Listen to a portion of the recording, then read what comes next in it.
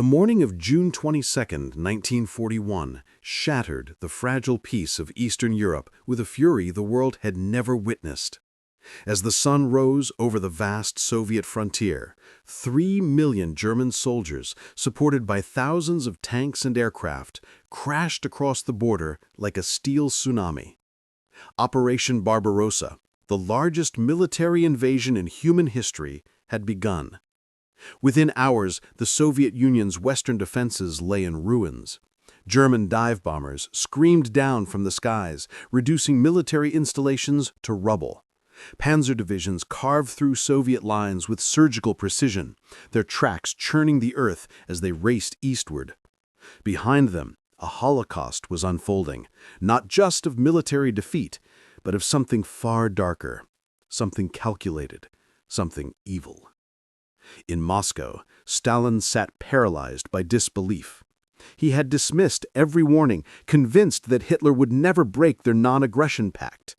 Now, as reports flooded in of catastrophic losses, the Soviet leader retreated into shocked silence for days, leaving his armies leaderless during their most desperate hour. But this wasn't just another war. Hitler had made that chillingly clear to his generals weeks before the invasion. "This will be a war of extermination," he declared, his voice cold with conviction. "We're not fighting soldiers. We're destroying an ideology, eliminating a race." The rules of war, the Geneva Conventions, the basic dignity afforded to captured combatants, all of it would be discarded. Soviet soldiers would not be treated as prisoners of war. They would be treated as vermin to be eliminated. Within the first month, the German war machine encircled entire Soviet armies. At Minsk, nearly 300,000 Soviet soldiers found themselves trapped in a massive pocket, surrounded by German steel and firepower. At Smolensk, hundreds of thousands more. By September, the number of captured Red Army soldiers exceeded 2.5 million. A staggering, incomprehensible mass of humanity now at the mercy of an enemy that had already decided they deserved none.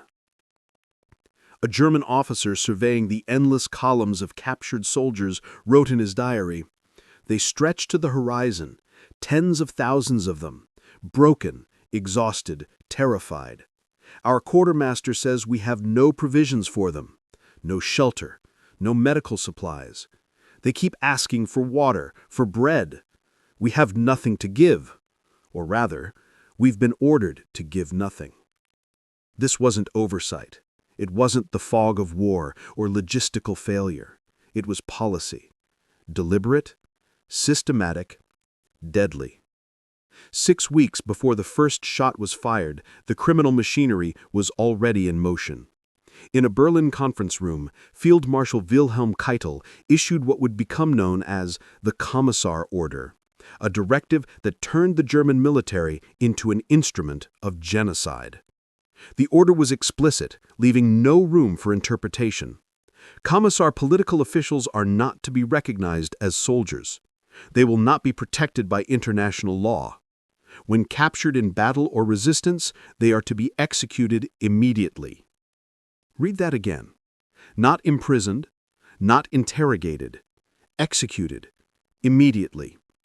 This wasn't a rogue commander's excess. This came from the top, signed by the highest authorities in the German military, approved personally by Hitler himself.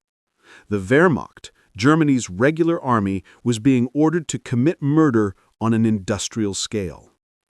And they obeyed. By October 1941, Guderian's 2nd Panzer Group alone reported executing 183 commissars. Documentation reveals that 4 out of 5 Wehrmacht divisions on the Eastern Front participated in these killings. Political officers weren't the only targets. The list of undesirables expanded rapidly. Jews, intellectuals, fanatic communists, categories so vague they could mean anyone. Special SS killing squads, the Einsatzgruppen, were given unrestricted access to POW camps. They would arrive with their lists and their guns, conduct brief screenings that lasted mere minutes, and then march selected prisoners into the woods. What happened next was predictable and horrific. Mass graves dotted the landscape behind German lines, filled with men whose only crime was fighting for their country. One case captures the brutal efficiency of this murder system. Grigory Lodek, a captured political officer, was interrogated for less than 10 minutes at Stalag 308. The entire record of his interrogation consisted of 3 sentences noting he was a commissar. The next day, he was shot. But the killing wasn't limited to commissars. Female Soviet soldiers faced particular brutality. To Nazi ideology, armed women represented a profound perversion of natural order. Field Marshal von Kluge issued a stark directive: women in uniform are to be shot. General Ernst Hammer echoed this: women in Russian uniforms must be shot immediately as a matter of principle. This wasn't war. This was ideological extermination dressed in military uniforms. The legal fiction used to justify these atrocities was that the Soviet Union hadn't signed the Geneva Convention. But this was a transparent lie. Germany itself had signed the convention and was bound by its provisions regardless of Soviet status. When the Soviet government desperately offered to adhere to Geneva standards if Germany would do the same, Hitler personally rejected the proposal. Why? Because the point was never about legal technicalities. The point was annihilation. The roads of death. For those who survived the initial capture, and that survival itself was often a matter of blind luck, a new nightmare began immediately: the death marches. Imagine, you've just survived a brutal battle. You're wounded, exhausted, terrified. German soldiers strip away your weapons, your pack, your dignity. Then they form you into a column of hundreds, sometimes thousands of men, and begin marching you eastward or westward. The direction doesn't matter. What matters is that you'll walk 20 to 40 kilometers every day for weeks, with almost no food, no water except what you can find in roadside puddles, no medical care for your wounds. If you fall behind, you're shot. If you try to escape, 10 of your comrades are executed. If you show weakness, you're beaten. If you collapse, you're left to die by the roadside. This wasn't transportation, it was a process of culling. German Quartermaster General Edward Wagner described it with chilling clarity. The strong will arrive, the weak will perish along the way. Natural selection, he called it, as if dying of thirst and starvation was somehow natural. A German logistics report from July 1941 made the calculus explicit. Transporting Russian prisoners by rail is an inefficient use of resources. Marching them reduces the prisoner population through attrition of weaker elements, thereby decreasing subsequent resource requirements. Let that sink in. They were deliberately starving men to death to save on logistics. One survivor later recalled, "We marched for 18 days. By the 5th day, we were eating grass from the roadside. By the 10th day, men were drinking their own urine. Every morning, dozens who had died during the night were left unburied. Those too weak to continue were shot where they fell. I watched my commander, a man who'd survived 3 major battles, die for want of a cup of water." The psychological horror matched the physical. Prisoners had no idea where they were going or what awaited them. Many believed they were being marched to mass execution sites. In a sense, they were right, just a slower, more agonizing execution. Local civilians who tried to help faced savage reprisals. In Silesia, 5 women were executed in front of their children for the crime of compassion. Entire villages were burned for the crime of compassion. When winter came, conditions somehow worsened. German authorities began using railway transport, but the trains were cattle cars, unheated, packed beyond capacity, rolling through sub-zero temperatures without food, water, or sanitary facilities. One report documented that of 2,000 prisoners loaded onto a train in Smolensk, 1,300 were dead on arrival. A railway worker in Brest-Litovsk described opening the cars. Frozen corpses fell out like logs. The living were covered in excrement, barely able to move. Some had resorted to cannibalism during the journey. The stench was unbearable. We piled the dead beside the tracks like firewood. The camps themselves were monuments to calculated cruelty. Unlike the barracks provided for Western prisoners, most Soviet POWs spent their first months, and often their last, in open fields, surrounded by barbed wire. Nothing more. At Stalag 352 in Belarus, prisoners dug underground shelters with their bare hands. These crude earthen holes frequently collapsed during rainstorms, burying men alive. Those lucky enough to eventually access barracks found 3 or 4 men crammed into each narrow bunk, a breeding ground for disease. This wasn't accidental overcrowding. A Wehrmacht directive from October 1941 stated, bluntly, "The construction of winter-proof shelters for Russian prisoners of war is not a priority." Translation, "We don't expect them to survive winter, so why waste resources?" At Dulag 184, near Vyazma, construction materials for barracks were redirected to German army quarters just before winter.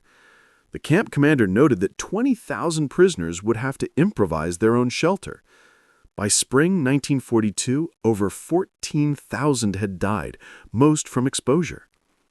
Disease swept through these camps like wildfire.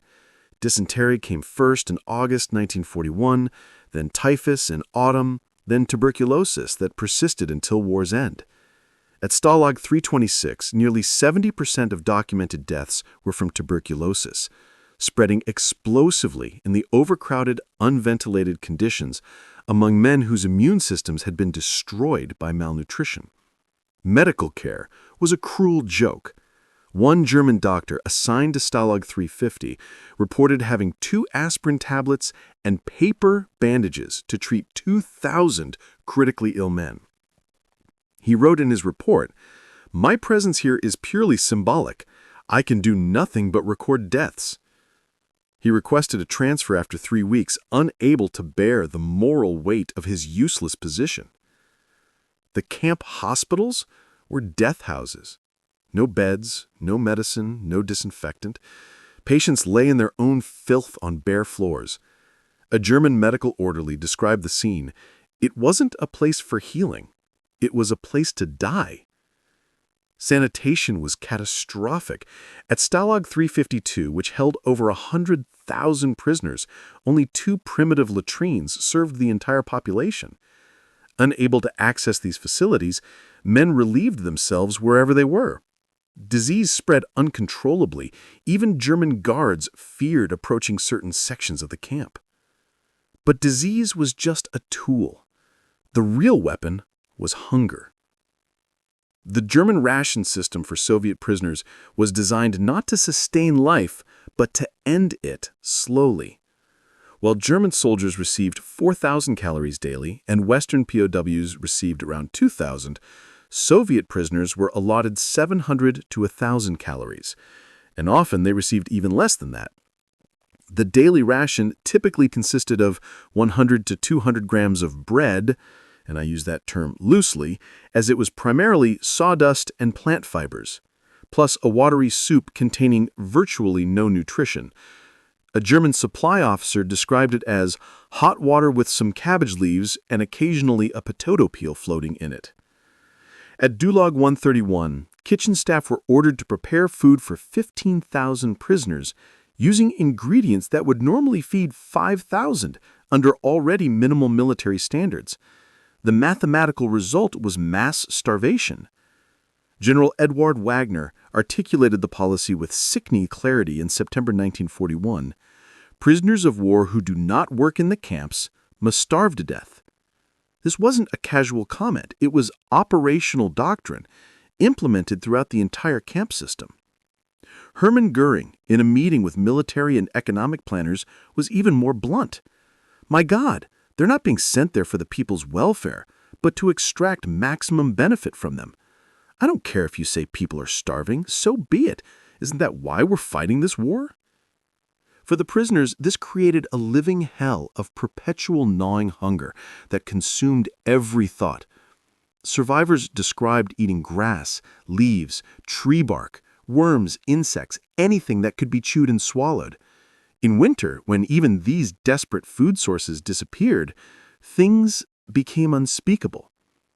Cannibalism emerged in multiple camps during the winter of 1941-1942. German reports documented this phenomenon not as an atrocity requiring intervention, but as evidence of Slavic racial inferiority. A German Wehrmacht report from December 1941 coldly noted that when cannibalism began among prisoners, guards presented it as proof of Soviet barbarism rather than the predictable result of deliberate starvation policy. The contrast with Western, Allied prisoners was stark and deliberate. In some camps, barbed wire divided Western and Soviet sections. British prisoners, on one side, received Red Cross packages, played football, received mail from home. On the other side of the fence, Soviet prisoners starved and froze to death.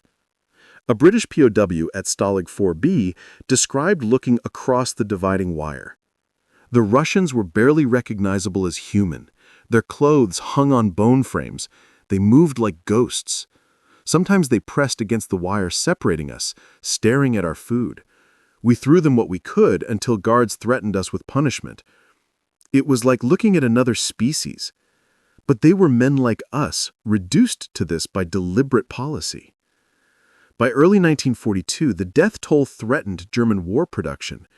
With growing labor shortages, the High Command grudgingly ordered measures to preserve surviving prisoners, not for humanitarian reasons, but solely to exploit their labor. Even this directive stated explicitly it was not undertaken from mercy, but economic necessity. Of the 3.3 million Soviet soldiers captured in 1941, only about 1 million survived to spring 1942, and many of those survivors were so physically destroyed they could no longer work effectively. By mid-1942, Germany's desperate need for labor led to a partial policy shift. Dead prisoners produced nothing. Starving prisoners could still work, at least for a while. Soviet POWs were assigned to coal mines, steel factories, chemical plants, construction projects. 12-hour shifts, dangerous conditions, minimal safety measures, rations barely sufficient to sustain life. At Krupp Steel, when a supervisor requested additional food for workers who were literally starving to death and couldn't meet production quotas, the company's Nazi Party representative responded, "Those who work are no more useful than those who don't. The Bolsheviks are soulless. If the first 100,000 perish, another 100,000 will replace them." This captured the fundamental Nazi paradox. The need for workers conflicted with the ideological imperative to eliminate the subhumans. German civilians who saw these skeletal figures marching to factories called them walking dead. A factory worker's diary from 1943 noted, "The Russians working in our plant no longer look human. Their eyes are sunken from hunger. They move like automatons." Even working prisoners received starvation rations. German civilian workers received about 2,400 calories daily. Soviet workers got 1,200, a level ensuring gradual physical deterioration. Rations were further stratified by productivity, creating a vicious cycle where weakened prisoners received even less food, accelerating their decline toward death. Mining operations reached particular brutality. At the Witten coal mine in the Ruhr, Soviet prisoners worked under conditions producing an 82% mortality rate over 6 months. 16-hour shifts underground without adequate ventilation or safety equipment. Those who collapsed from exhaustion or mine gas were beaten until they resumed work or died. Female Red Army soldiers faced unique horrors. To Nazi gender ideology, armed women were an unnatural perversion. Unlike male POWs sent to camps, Female soldiers were typically transferred to concentration camps, particularly Ravensbrück, designed specifically for female prisoners. There, Soviet military women were subjected to brutal labor in stone quarries and munitions factories. Sexual violence, medical experimentation, and execution when they could no longer work. Approximately 18,000 Soviet female POWs were held at Ravensbrück. Mortality exceeded 60%. Sexual violence was systematic. Though official Nazi racial policy forbade contamination through sexual contact with Slavic women, in practice, rape and sexual abuse were widespread. Soviet women were also forced into camp brothels, serving German personnel and privileged prisoners. These women were typically executed once too ill or injured to continue forced sexual labor. Even as Germany's military situation deteriorated in 1944-45, exploitation of Soviet prisoners intensified. As Allied bombing disrupted German industry, prisoners were increasingly assigned to clear rubble and defuse unexploded ordnance, work with casualty rates approaching 90%. The Nazi contradiction between ideological extermination and practical labor needs was never resolved. Instead, it produced the system extracting maximum labor while ensuring eventual death through calculated neglect and abuse. For the ever-shrinking number who survived until 1945, liberation brought the end of German captivity, but not the end of suffering. A British officer described the scene when his unit liberated a labor camp near Hamburg. They emerged slowly, uncertain, like ghosts rather than men.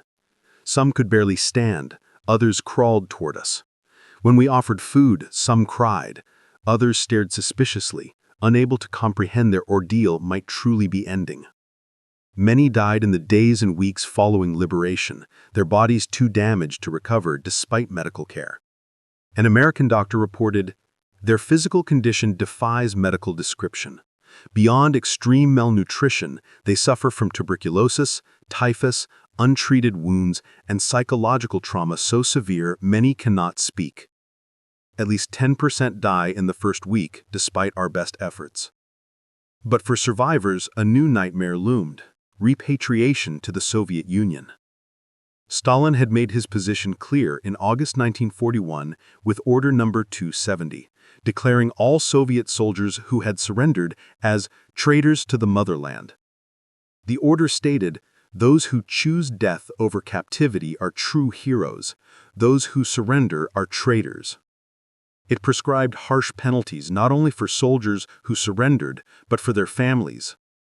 Wives of officers who surrendered faced arrest. Families of common soldiers lost government assistance. At the Yalta Conference in February 1945, Western allies agreed to return all Soviet citizens found in liberated territories, regardless of individual wishes. This agreement led to Operation Keelhaul, during which Western forces forcibly repatriated approximately 2 million Soviet citizens, including former POWs. Many resisted desperately, aware of what awaited them.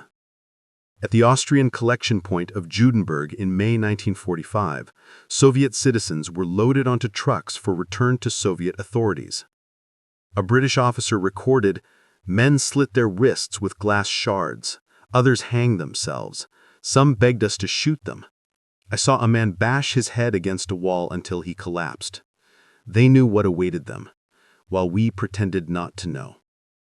Once back on Soviet soil, ex-prisoners entered the second captivity, as survivors called it. The NKVD established filtration camps where returnees underwent intense interrogation to determine their degree of guilt for having been captured.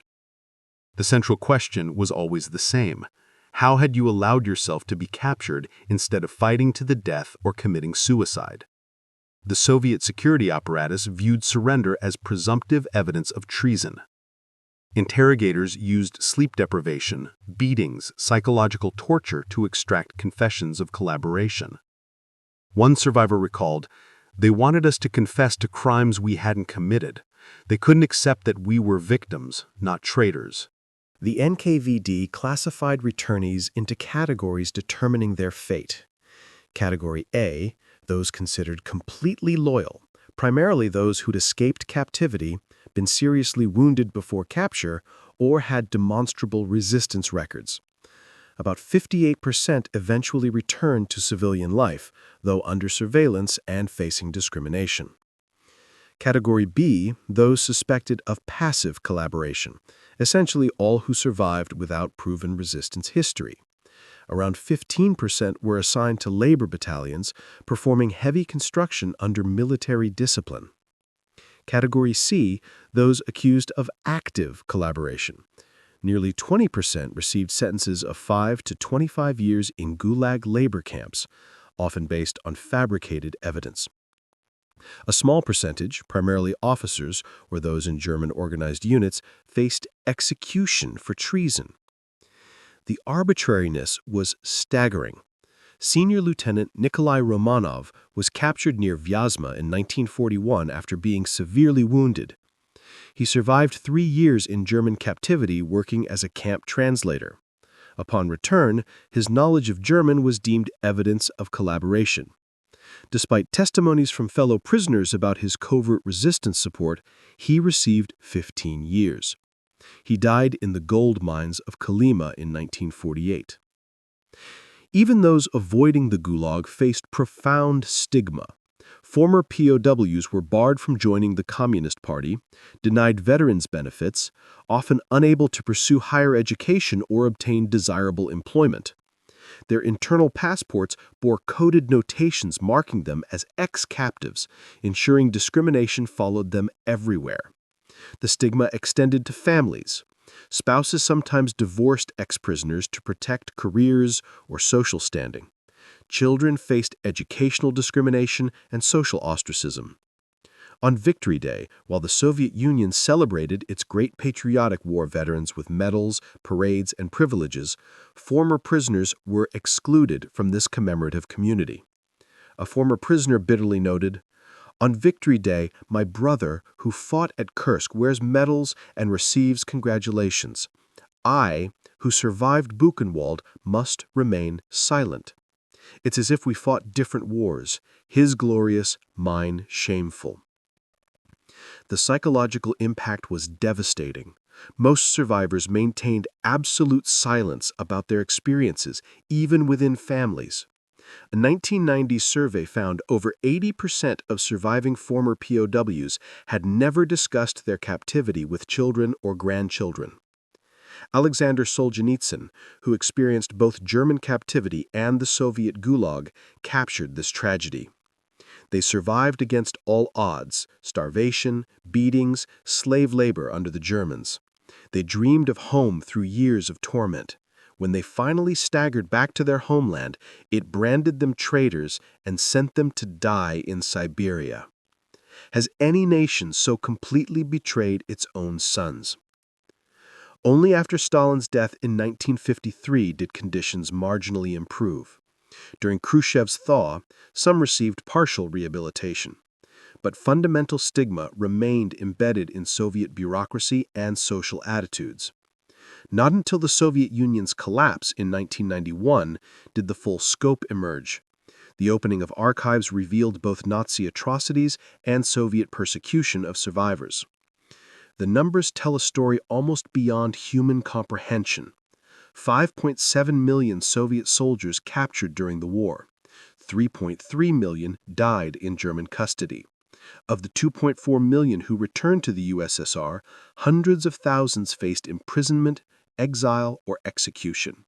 Nearly all endured discrimination and psychological trauma, persisting for decades. This tragedy illuminates what happens when ideological imperatives override humanitarian considerations.